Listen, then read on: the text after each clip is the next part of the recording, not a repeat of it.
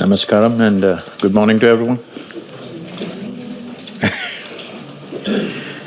Well, I'm not an environmentalist, nor am I a scientist, and you can obviously see that I'm not a woman. So, I can speak about women's issues because I was embodied in a woman's body, so I have the right to speak. When it comes to environment, I never studied these things, but from a very early age, my engagement with rivers, forests and mountains of southern India was very deep, to an extent where when I was just 10, 11 years of age, I would just get lost in the jungles of the southern India. I lived off the jungles. For most of you, even if you go to a forest, you go and stay in a resort, you don't understand what I'm saying, living off a jungle, what it means. It needs a completely different kind of approach and understanding of what life is around you. So when for days on end, sometimes for weeks, when I got lost in the jungles, in my experience, it was never like that this is nature, okay, this is a tree, this is a river, this is an animal, this is an elephant, this is a tiger. No, when you live there by yourself without any protection, those are days when you don't have any communication, no phones, not even a torch. A torch was a big thing. I wouldn't have a torch. So when you live like this in the jungle, you experience this as an extension of yourself, a life larger than yourself. When I was 17 years of age, I floated down the Kaveri river, which unfortunate images of the river you see today, it's all sand. This wonderful river, which is the bread for two southern states in India, I floated down Kaveri river 163 kilometers, 13 days, on just 4 truck tubes and a few bamboos. I lived off the river. And why I'm saying about this is, unfortunately, this experience and this connect is missing in the world today. That is why we are doing what we are doing. We are doing everything wrong, simply because we have no clue what it is in terms of life. We only know it as an academic subject. In the last 25 years, I've been watching with great concern how this Kaveri river is depleting. Every year on year, it's going down. 2 states are literally waging war for water between them as to who should get more. Even right now, there's a Supreme Court thing going on. It's going on endlessly. But nobody wants to do the right thing about reviving the river. Everybody is talking about how much can I get and how much can you get. Particularly in the last 7 to 8 years, the depletion is so sharp. Well, there the statistics say it's 39% depletion in Kaveri, but in my experience it's nearly 60%, what it used to be. About 3.5 months in 2017, the Kaveri did not even touch the ocean, it just dried up.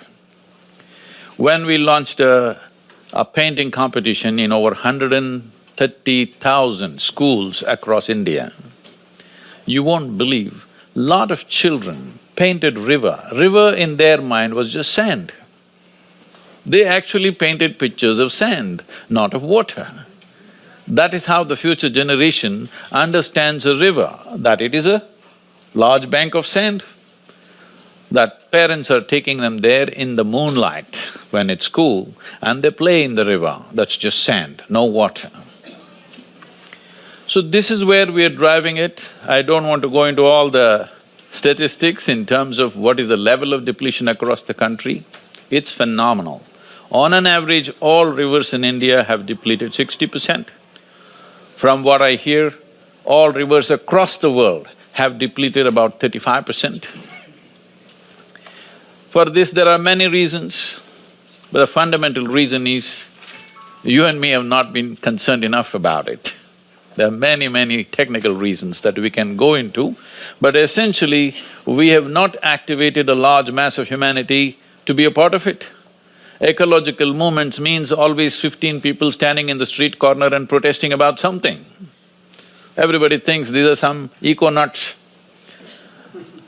So this is why we went into this Rally for Rivers, where we wanted the nation to be engaged in a big way. 162 million people participated, and it's become a movement, and now lawmaking is happening, action on the ground is beginning to happen. This is not a full solution.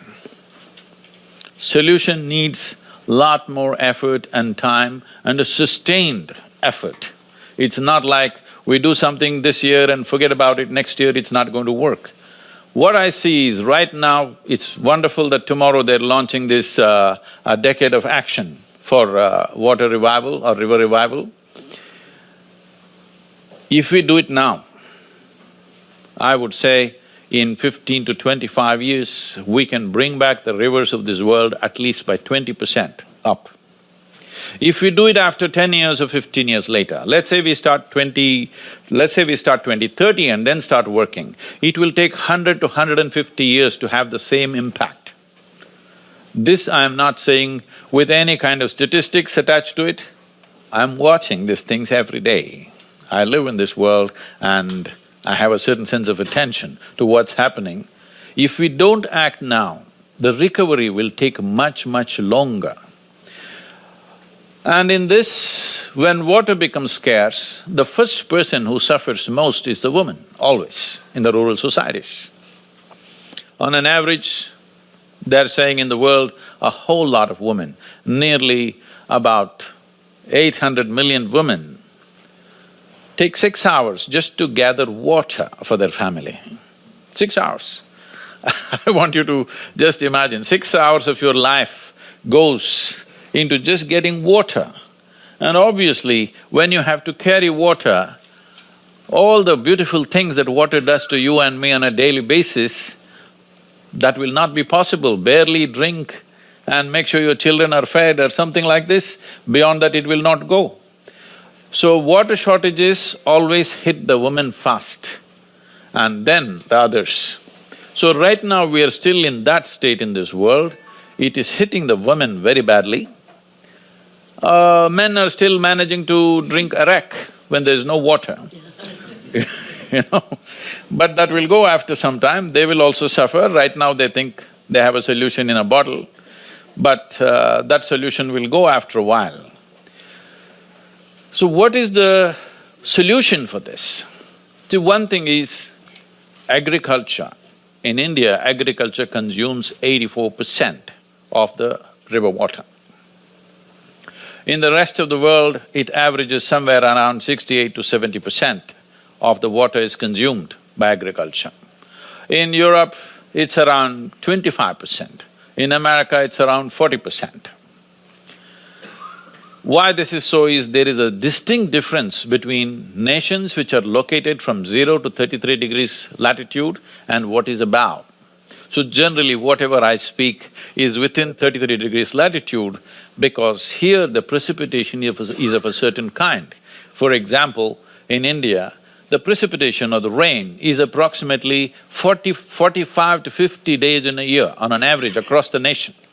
The water that comes down in these 45 days, we must have the ability to hold it in the land for 365 days. This is where the real problem is. In Europe, the average rainfall and snowfall put together is about 170 days of precipitation. And there is an advantage with snow, it stays there and slowly melts down, giving time for the earth to absorb the water.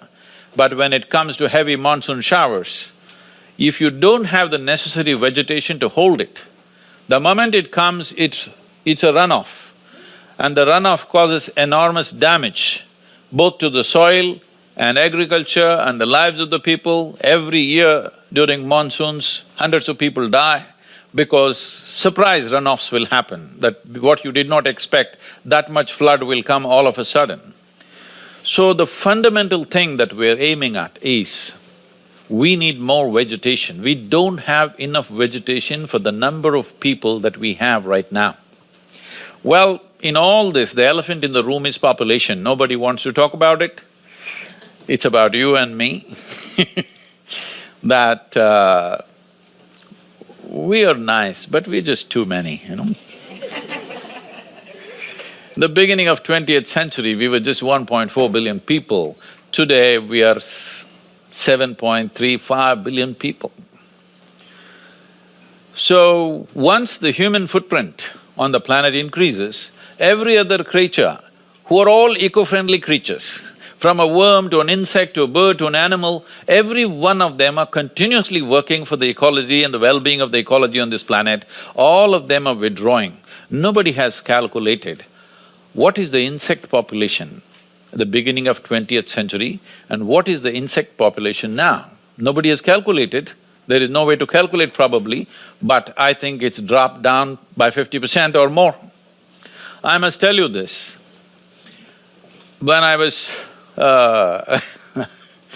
many years ago, I stayed in the rainforests of southern India in the Western Ghats because I was fascinated by the tigers and I wanted to see tigers close up.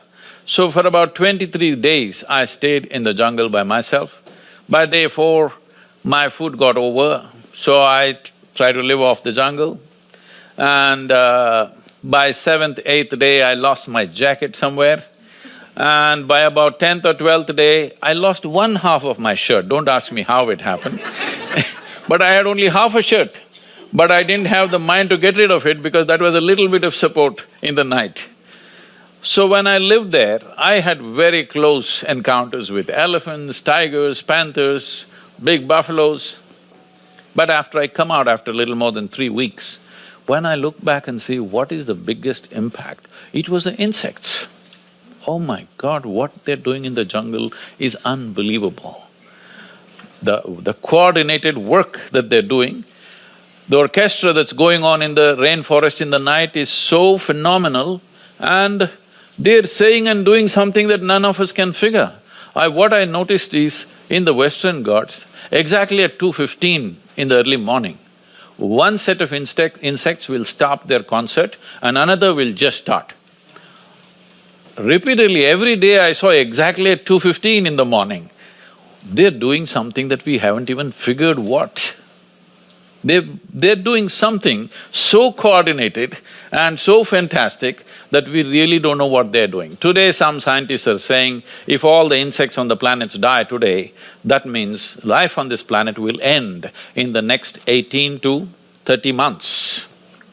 If all the worms die, all life on this planet will die in the next 3 to 6 months. If all of us disappear, planet will flourish. So we must understand our misunderstanding about our self-significance. It's very important because we have come to a place where our population is of that size that unless we are a sensible population, there is no way. Simply, we are heading in a direction that there is no way. So one of the immediate corrective steps that we can do is increase the vegetation, particularly in the tropical climates. Without increasing the vegetation, there is no way we can hold water in the soil. Agriculture has become an aggressive process. In the name of agriculture, in the last 40 years, for example, Ganga Basin in India, Ganga Basin accounts for 25% of India's geography, 33% of India's agriculture. But in this Ganga Basin, which is one of the largest rivers, it's a sacred river, there's a lot of legend about it, but we have removed 94% of tree cover in the last 50 years. Why this happened means, 40 years ago when I was living on a farm, at that time the campaign was going on. This was the time when India went into chemical fertilizer. All the chemical fertilizer companies openly telling the farmers, you must chop down the tree. You cannot have trees in your farm because if you have trees in your farm, they will take away the fertilizer. But otherwise, the traditional understanding was always, every farmer knew, if I have 10 acres of land, how many trees and how many animals I need on the land was something traditionally always understood. If you want to keep the soil rich, see the organic content, to call soil as soil, the minimum organic content necessary is 2%. But today, in many states like Punjab, Marathwada, some parts of Tamil Nadu, Andhra Pradesh, the organic content in the soil is 0.05%. The scientists are saying in another 3 years, all these lands, the soil will become sand. If you take away all the organic content, soil will turn into sand, that means the desertification is happening at a very rapid pace. Our ability to grow food, which is very important because southern India has a history of 12,000 years of organized agriculture. 12,000 years, we farmed the land but we kept the soil rich. But in one generation, it is becoming uncultivable. In the next 15–20 years, they're estimating anywhere between 25 to 40% of Indian subcontinent could become a desert, that is, it's uncultivable. You cannot grow anything out of it. With such a massive population, this is a huge risk to take.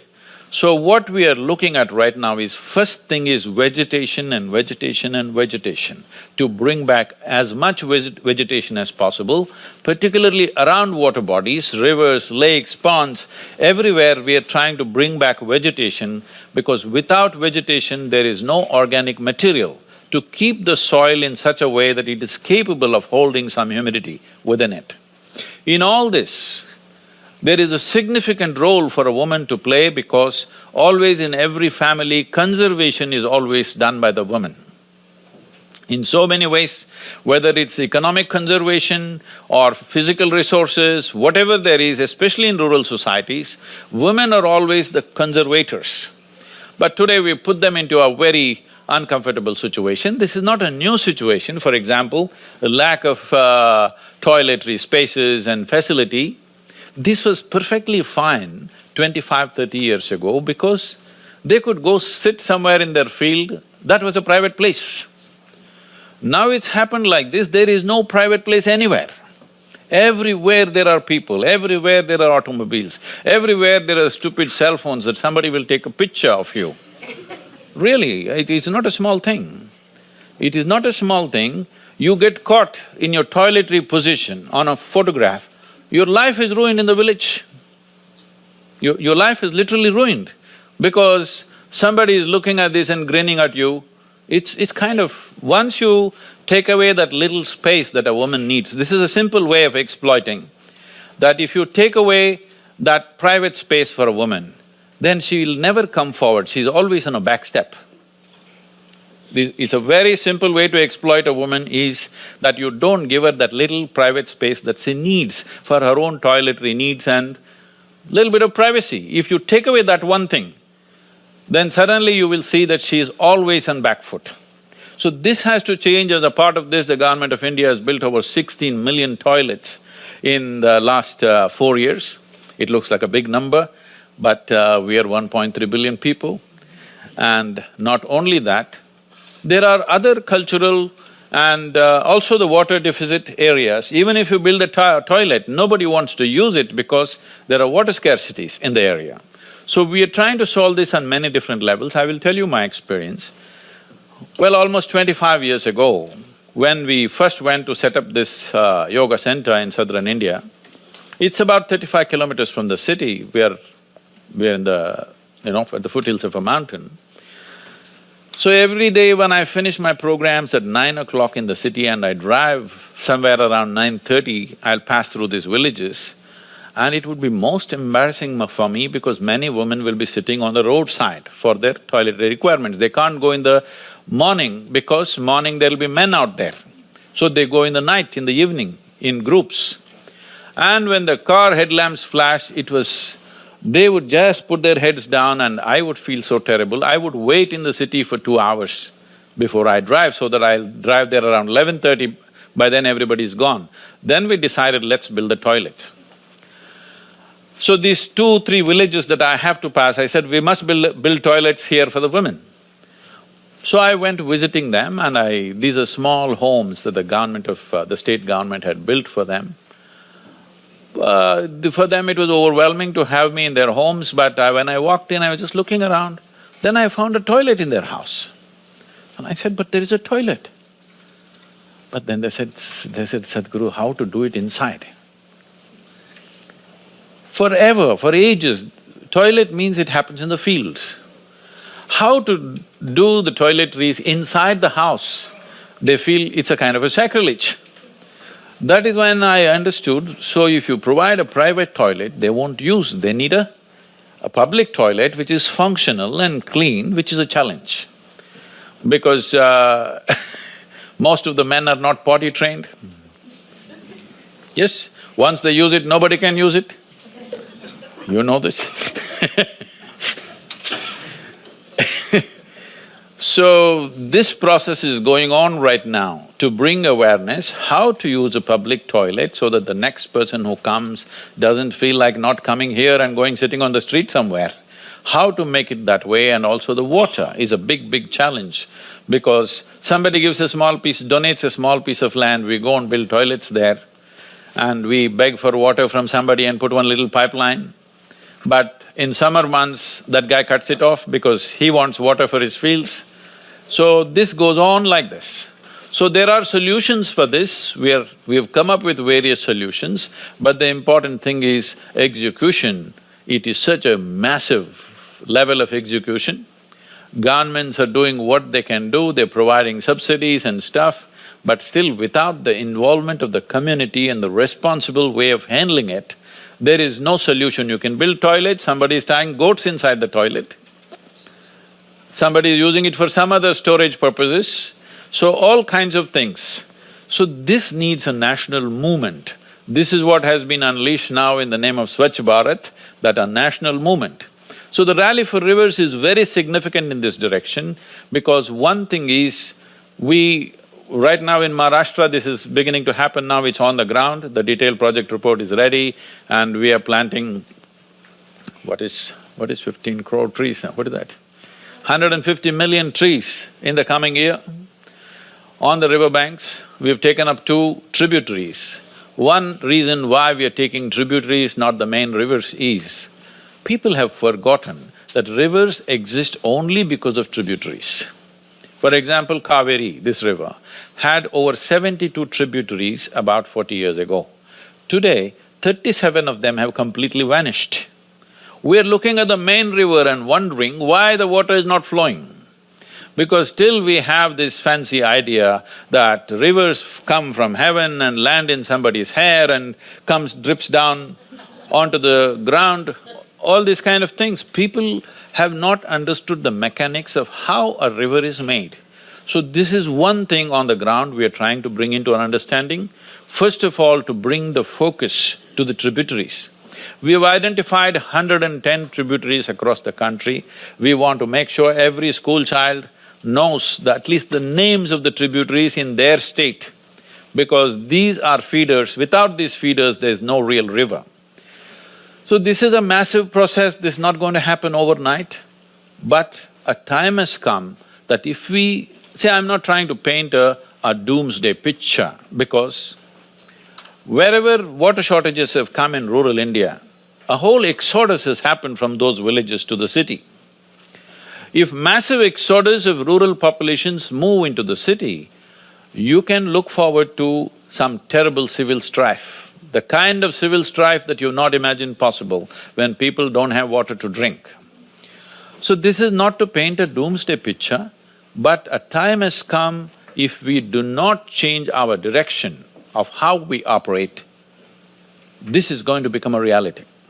That we are clearly pushing populations in this direction, that there will be enormous civil strife in the next 20 years' time if we don't change the direction right now. Fortunately, the government, at least in India, they have taken it seriously and the policy changes are being made aggressively.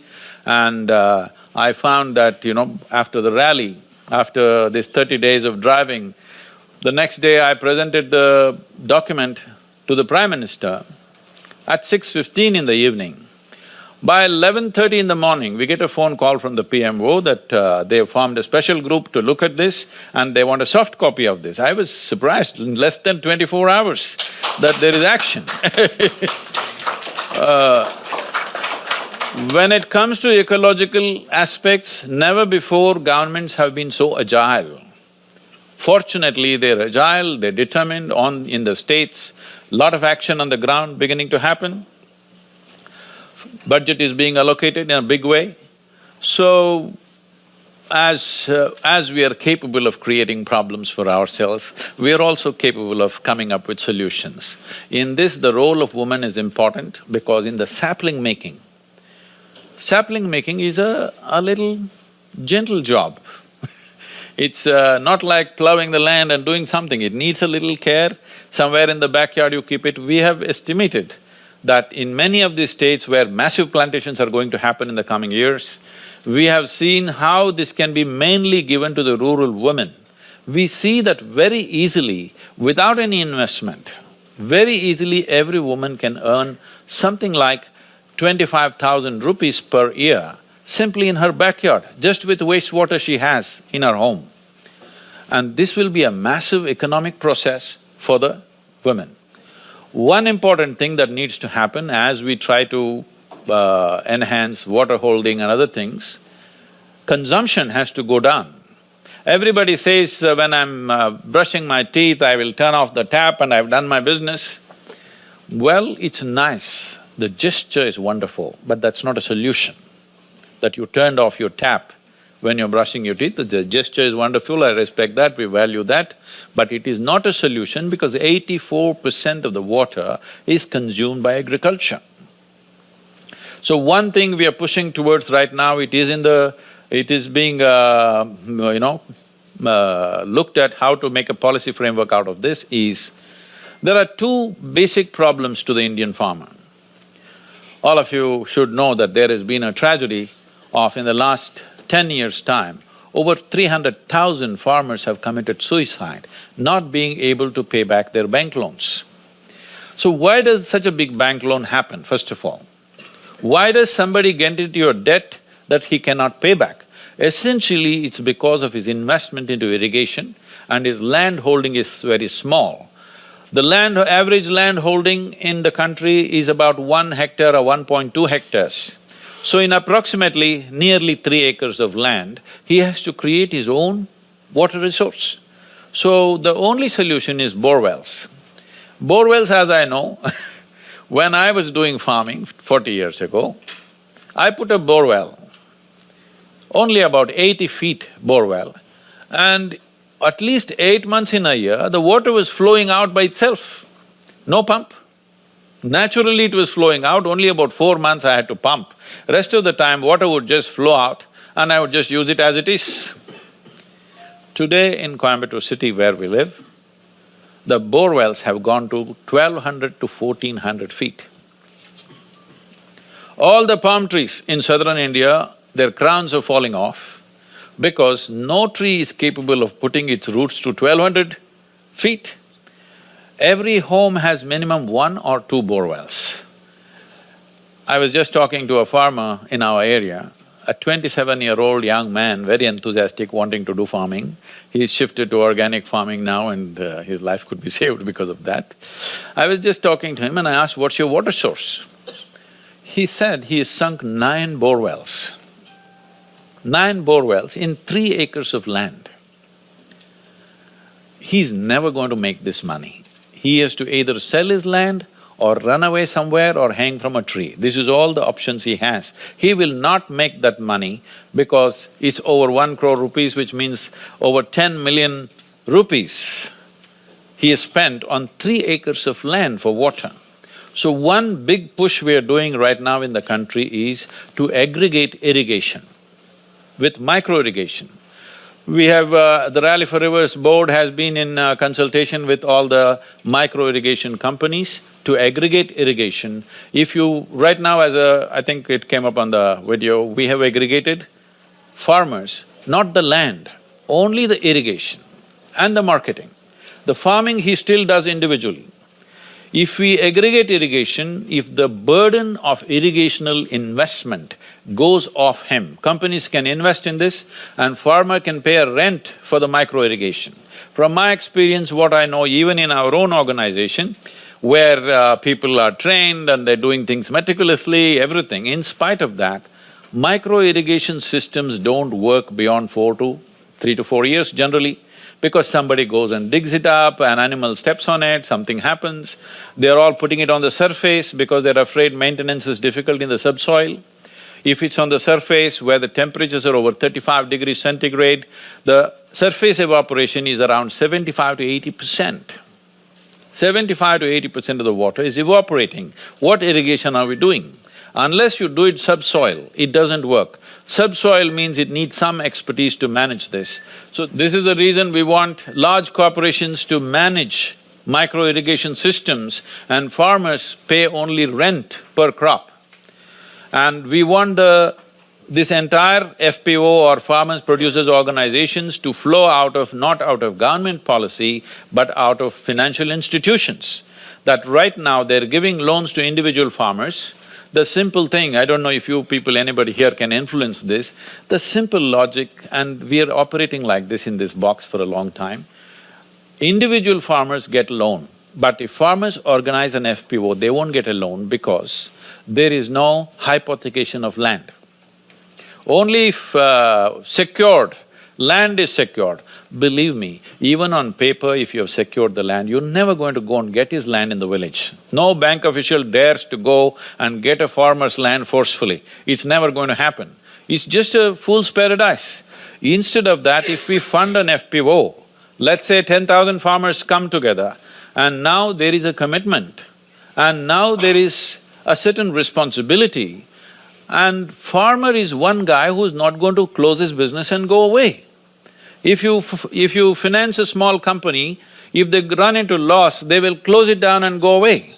A farmer will never close it down and go away, only thing is you may have to defer the payment from this year to next year when there is a bad agricultural year.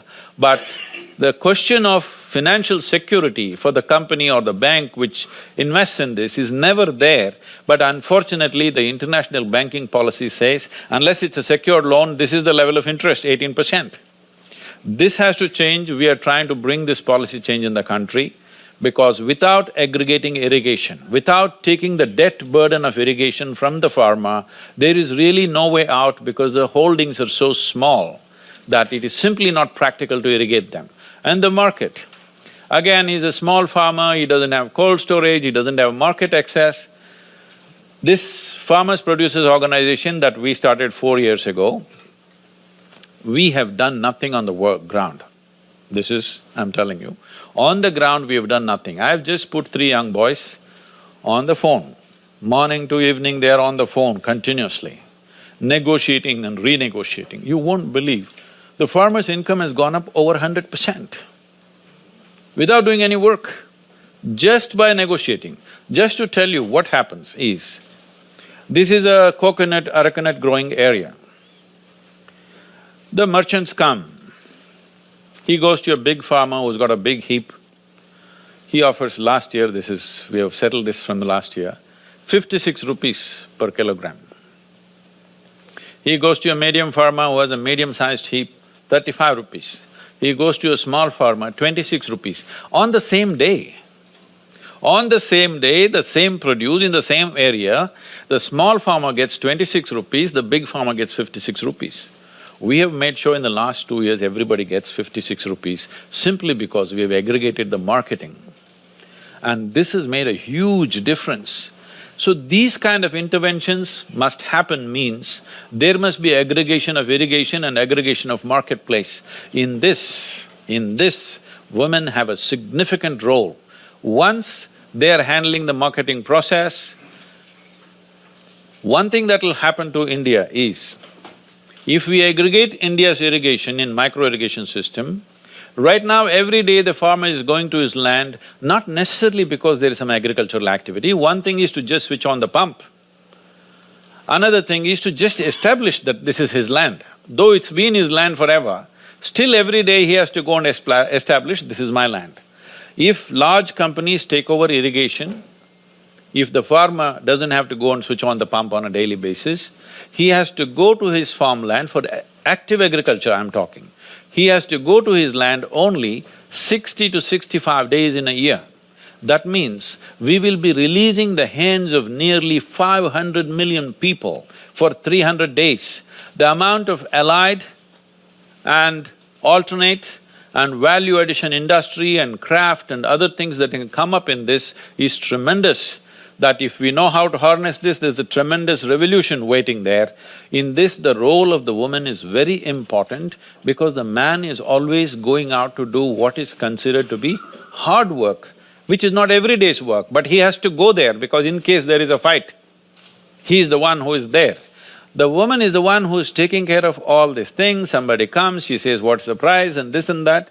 If this gets into her hand, once there is more economy in the hands of the woman, I'm sure sanitation will be one of the prime issues in her mind. It's not like the last issue. Right now it looks like it's the last thing on people's minds. That would be the first thing on her mind, and naturally this would get handled. Whatever subsidies and other government assistance that is there for sanitation would definitely get to the ground. We have seen this happening in villages. Initially we went and approached panchayats and the ruling bodies, but now we just go and meet the women to put our toilets in the place, but the maintenance is given to women. We are giving some small salaries for them, just a small, very small salary for them to see that it's kept clean. And in those villages it's working wonderfully well because it's self-significant to them. It's important for their survival that there are toilets and there are sanitary spaces for them. So this water as a source, water is not a commodity, water is life-making material for all of us. You know, you shake yourself and see, you're just a body of water, 72% you're water. So if we don't protect the water bodies, this water body won't survive. This is staring in our face. People who are living in North America may not think it is such a dire thing, but believe me, in Asia and Africa, it is very huge issue, and we are rapidly moving to a place where turning around will be very difficult. It's appropriate that at this moment the United Nations has taken the step of a 10-year action plan, and which is most vital. It's important that we make this into a success because this is the survival of this generation. And also, as I said, in the beginning of 20th century, we were 1.4 billion, now we are 7.3 billion. United Nations has made a projection, by 2050 we'll be 9.6 billion. I want you to think, when it's 9.6, do you want to be here? It doesn't matter, you may grow enough food, you may build enough toilets, but do you want to be here in that crowd? So this is something we must understand. This is happening not necessarily because of excessive reproduction, it is because lifespans are getting better, which is a wonderful thing that human beings are getting to live a full lifespan. But when we take death into our hands, we should take birth into our hands also. I'm not talking any philosophy, simple arithmetic. When we take death into our hands, we have to take birth into our hands. So, instead of making predictions that by 2050, this is the kind of disaster we will be, I would appreciate if all of us have a plan that by 2050 we'll be 4.5 billion people. Oh, then you can live whichever way you want and it'll be fine on this planet. Thank you very much. If you have questions.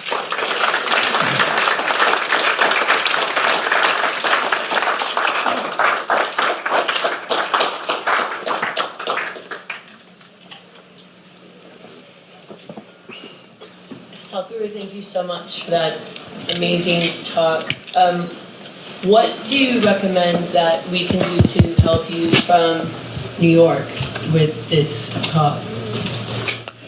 Say, to put this on the ground, one thing that's needed is a very committed participation on the ground.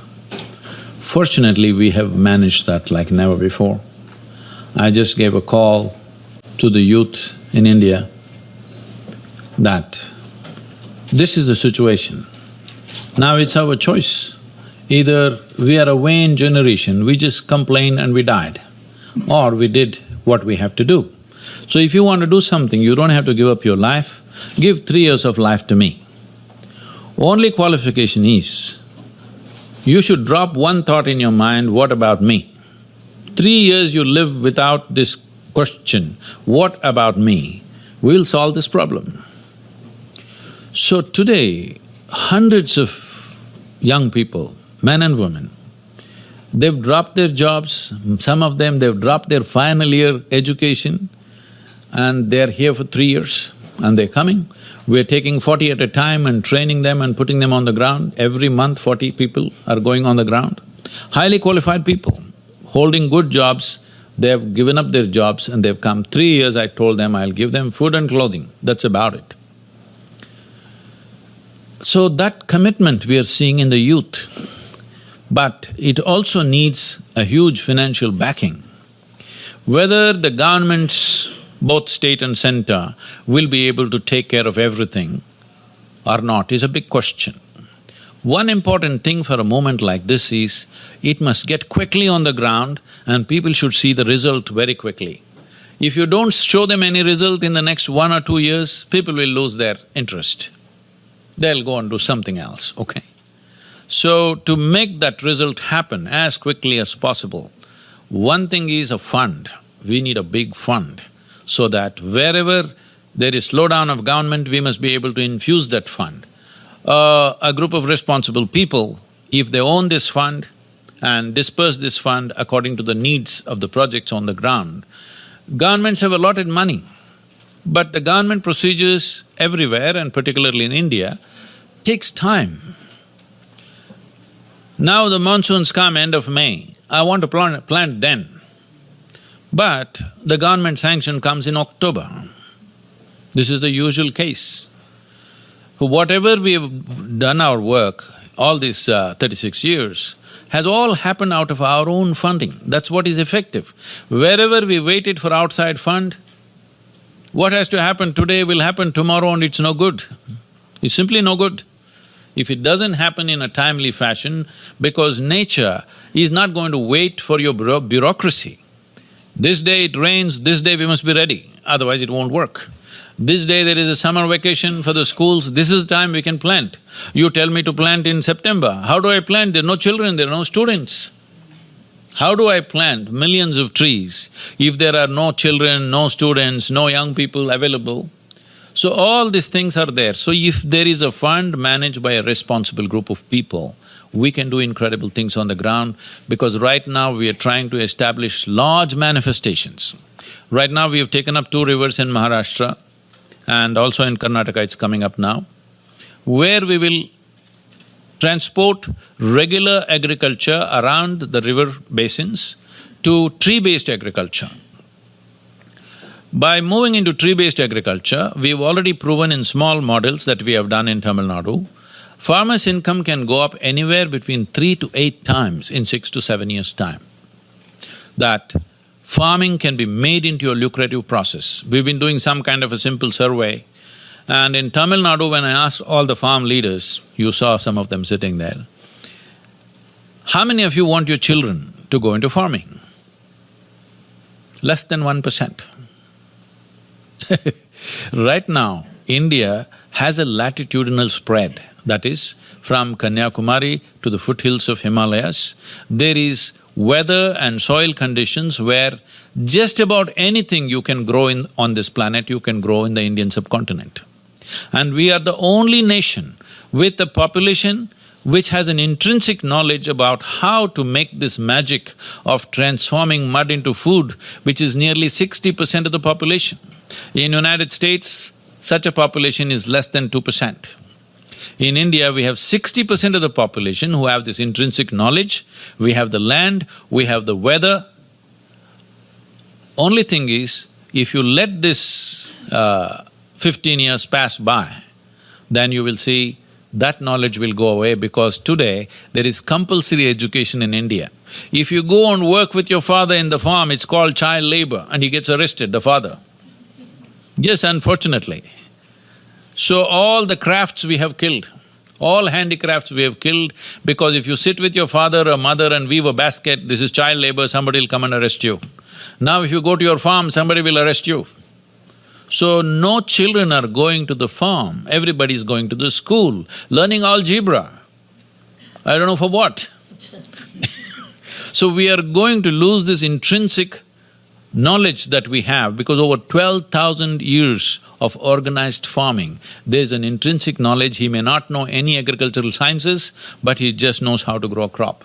Believe me, many of you who are very well educated, you may be MBAs in many things, just grow one crop, I'll give you fertile land.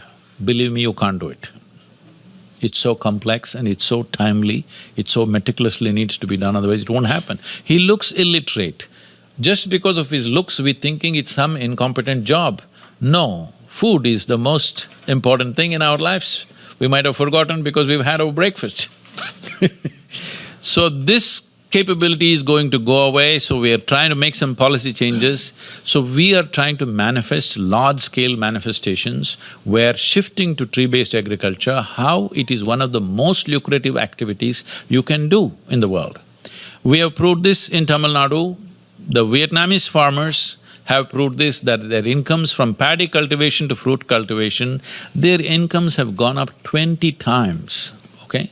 2,000% increase in income. And just to give you an example, there's a woman farmer with only 1.2 hectares of land, very close to our center, and this is part of the FPO or the Farmers Producers Organization. Her name is Nalini, she'll be very happy I mentioned her name. She said, "Sadhguru, you must talk about me." So this Nalini has only 1.2 hectares of land. She was earning 30,000 rupees per year and struggling, wanting to sell the land to educate her son. Now she shifted to organic farming under our care. We have not given her any money, we have not given any investment, just advice and little market facilitation. Today she is earning 5.6 lakhs per year, okay, from 30,000.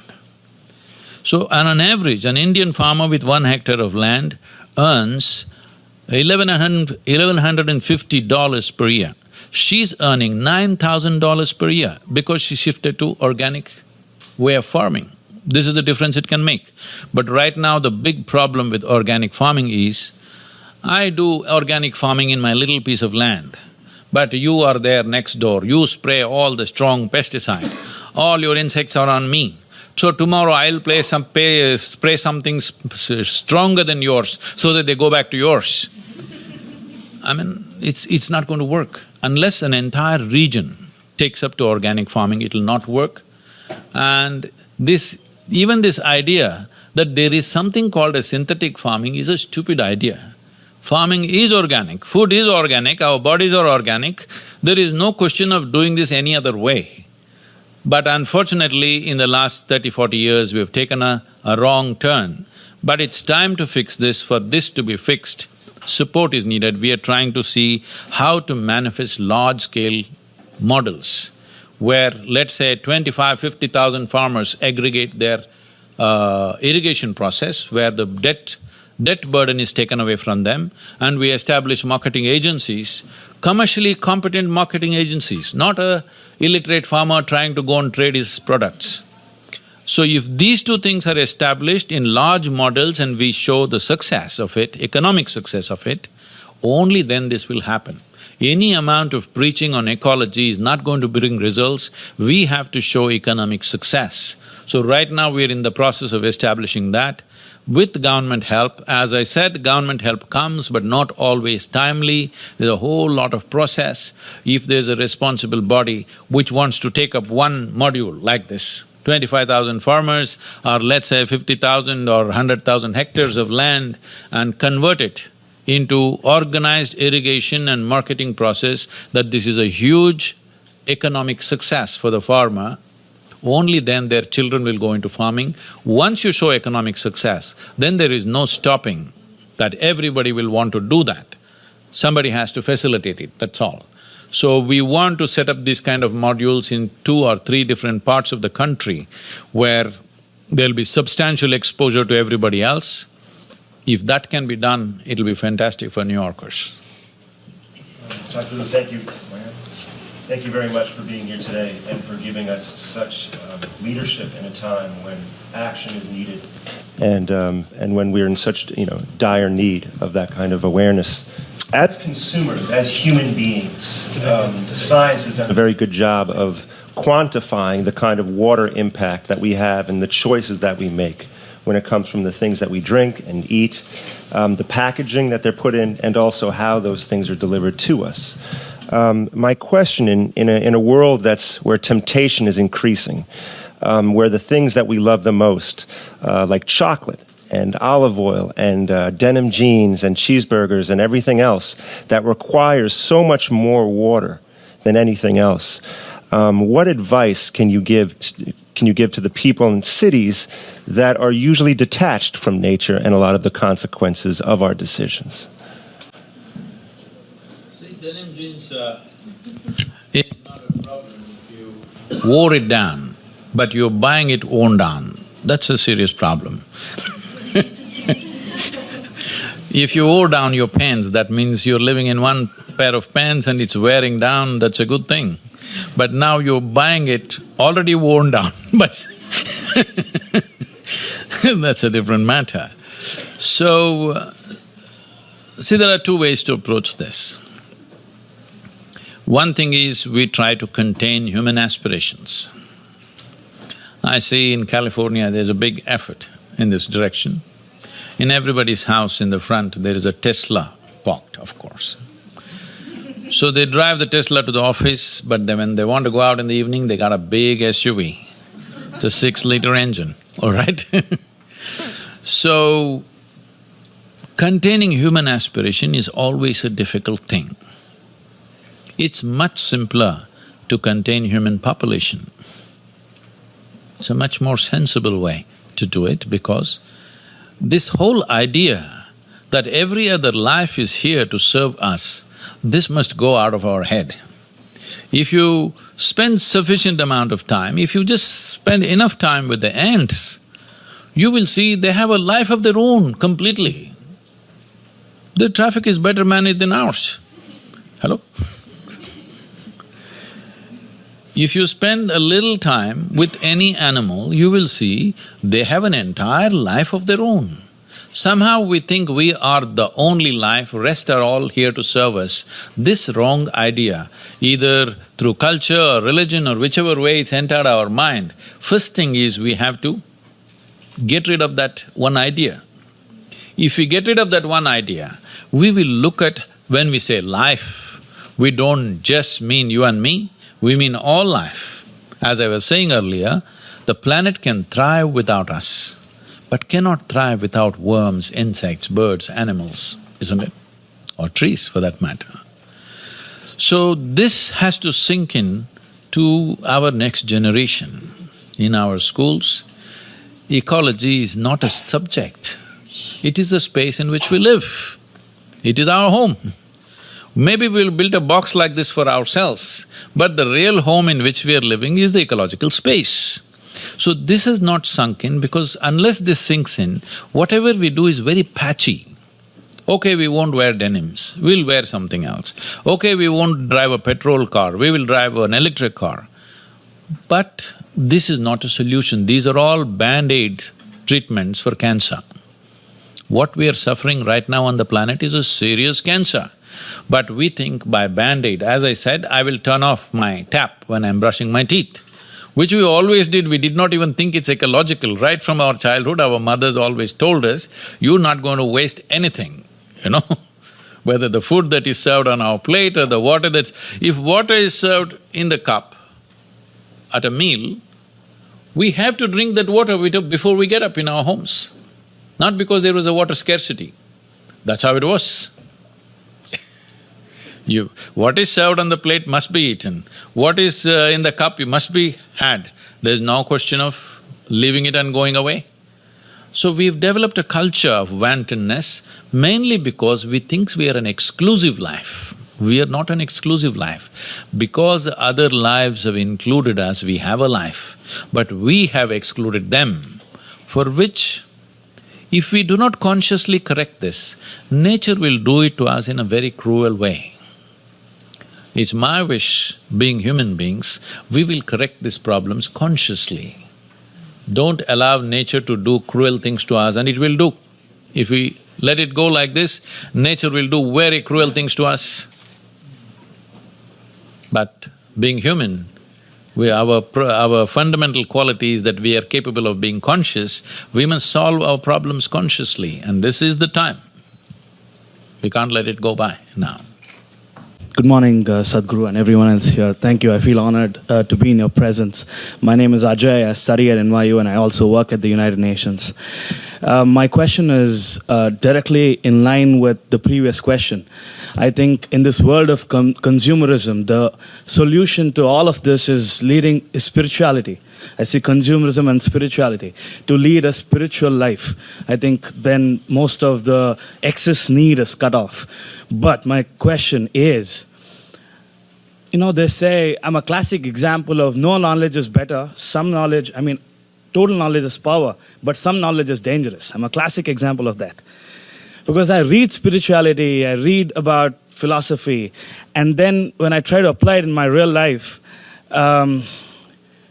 it's magic, it's like sometimes it works, sometimes it doesn't. It seems like a pain when I can use all the resources at hand, but I think, I need to be spiritual. But then I feel the time is now. You need to be now and you need to use your resources. So this half knowledge of knowing something and not knowing how to truly use it is my challenge. And what do you think is a way out of this? If something is working, sometimes not working, that's not magic, that's called an accident. So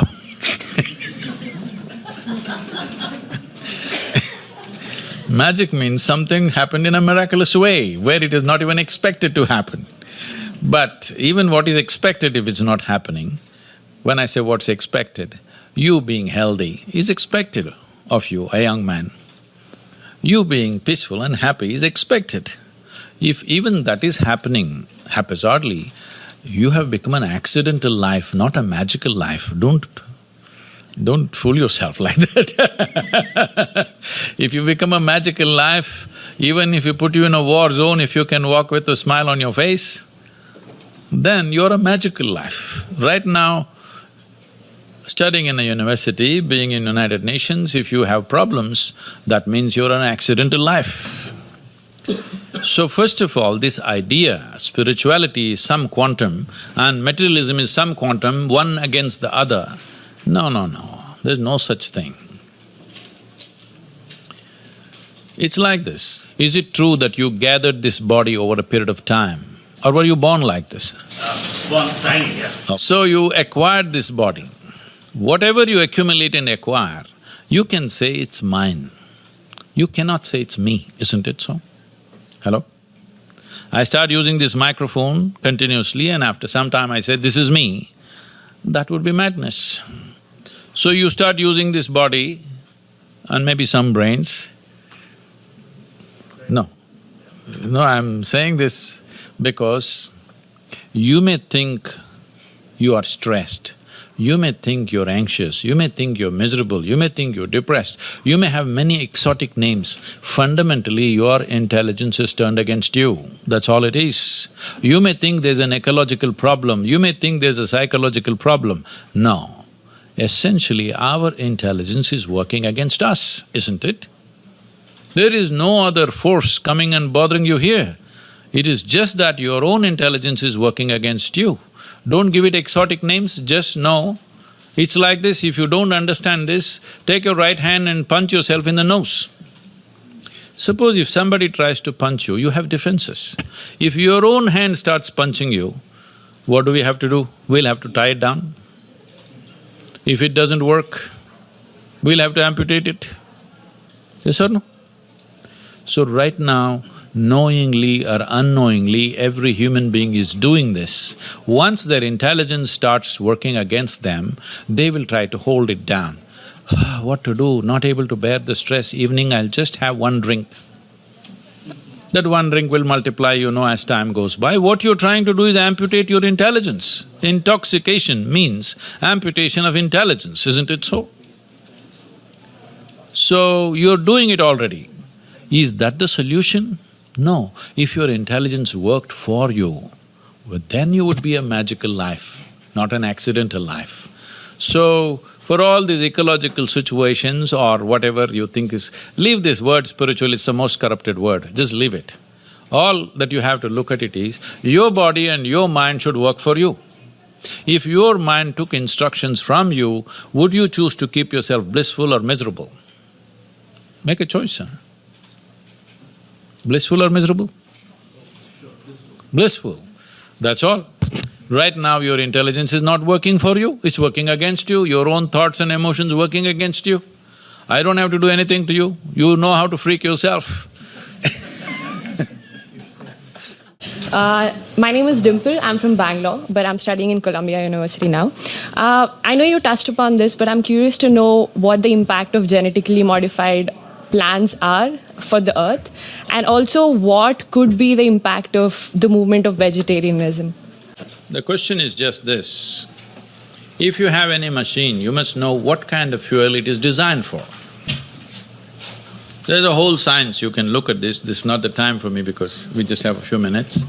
But if you look at the nature of how this mechanism is built, your mechanism, the system, particularly the alimentary canal, which is the digestive process, is much similar to a herbivore than a carnivore. You don't have the instinct and the system of a carnivore. But for survival, we can just eat just about anything and survive, that's always there. Once survival is taken care of, then choice comes, isn't it? Right now, we have come to a place in a society like this where there is choice as to what you can consume. So now I would say, don't listen to anybody, don't listen to your doctor, your nutritionist, especially not me, okay? Just experiment. 1 week, just go on meat diet, see how it feels. 1 week, just go on fruit diet, how it feels.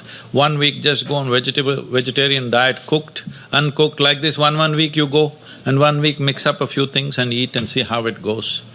What keeps you most alert and agile? What naturally reduces the sleep quota? That is the best food. Sleep quota means just this, your body is going into a certain state of inertia. Most people are sleeping 8 to 10 hours a day, which means they're sleeping off 1/3 of their life. What's the point? They can as well die at 50. 1/3 of their life is gone in sleeping, and people are saying, oh, there's a whole movement in America, I'm saying, you must sleep, you must sleep. I think they're sleeping too much. On an average, for 25 years, I slept only 2.5 hours. These days, I'm getting little lazy, sleeping 3.5 to 4.5 hours. Because this is not about depriving yourself of sleep. If your body is in a certain state of agility and aliveness, sleep will naturally go down. Death will come, you don't have to practice it every day, 8 hours a day. It'll anyway come. The importance of the food that you eat is, it must energize you and keep you alive and active. The moment you eat, you feel like this, obviously you're putting wrong fuel. You understand? You buy a petrol car and pump diesel into it, it may still run around in New York City, but it splutters around. Same is happening to most human beings, they're spluttering around in their life. The important thing that you have here is time, isn't it? What you call as life is just a certain amount of time and energy. You can't do anything about time, it's just rolling away for all of us. Whether you do something, you don't do something, you're awake or you're asleep, time is going away anyway. The only thing you can manage is your energy. Now you eat that kind of food which will keep you in higher states of energy so that your life is maximized, otherwise it'll go waste. Thank you very much.